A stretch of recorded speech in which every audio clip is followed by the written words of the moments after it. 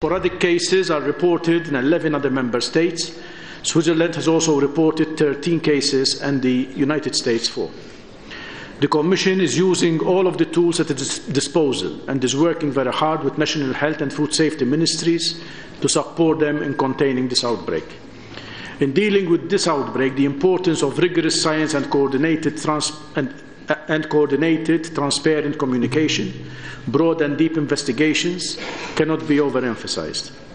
This is a message that was also echoed by the numerous interventions in the European Parliament this morning. We need to be sure that the advice and information we put into the public domain can stand up to rigorous scrutiny.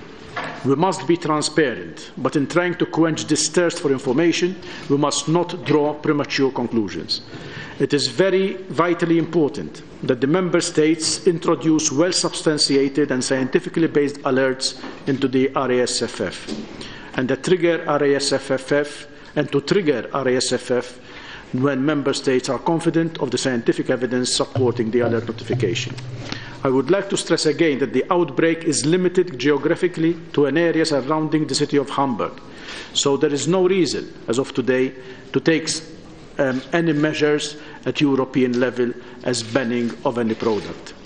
In the light of this, and also the steps towards the identification of the source, we consider any ban or any product as disproportionate.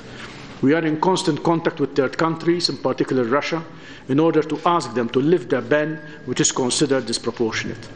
I cannot emphasize enough how important it is that we work together, cooperate and share expertise to address this outbreak and bring it to an end as soon as possible. The European consumer has the right to feel confident about the food they eat. We can and we must do everything we can to ensure them that the food they eat is safe in order to avoid any more loss of human life and further suffering.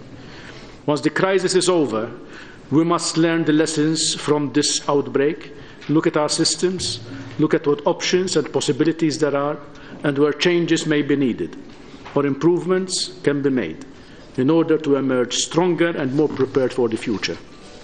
But now, it's not the time for recriminations. This is the time for cooperation and solidarity. Thank you very much. Well, we've just been listening in there to the news conference in Luxembourg where the EU ministers have been discussing the E.coli outbreak that has killed 22 people, mainly in Germany. We're joined now by Alan Fisher, who's been listening in as well. So from that meeting, Alan, any ban is disproportionate. That's referring to some of the kind of unilateral action that some of the countries have been taking.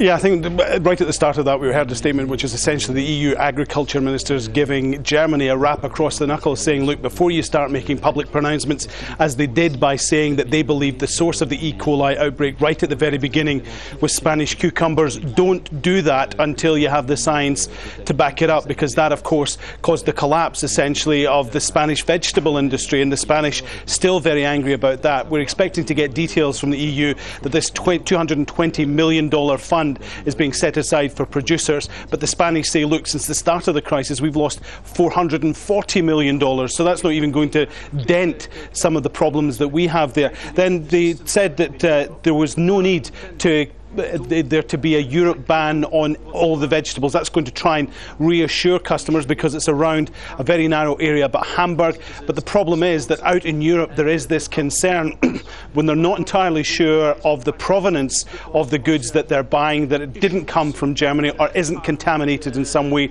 This is still in the very early stages in the minds of many consumers here in Europe. And then there was the call for the Russians to lift the ban on EU produce, saying it's disproportionate, while the Russians are probably taking the action that they believe will protect their consumers. The Russians have said, sort it out, tell us what the source is, and then we'll consider it. At the moment, that's not being lifted. I suspect the Russian position, even after this appeal from the EU agricultural ministers, won't change.